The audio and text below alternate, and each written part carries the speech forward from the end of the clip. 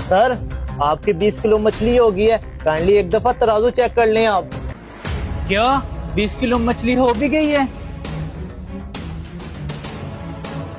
पहले तो 20 किलो मछली में 25 मछलियां आती थी, इस बार 20 किलो मछली में सिर्फ 15 मछलियां आई हैं।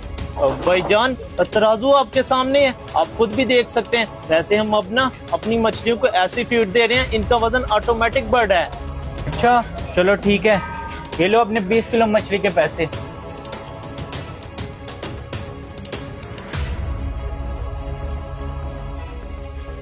श्रीराम, मंडी से मछलियां आ गई हैं। जी जी मालिक साहब, मंडी से मछलियां तो आ गई हैं, लेकिन मुझे एक बात समझ नहीं आई, इस बार 20 किलो में सिर्फ 15 मछलियां आई हैं।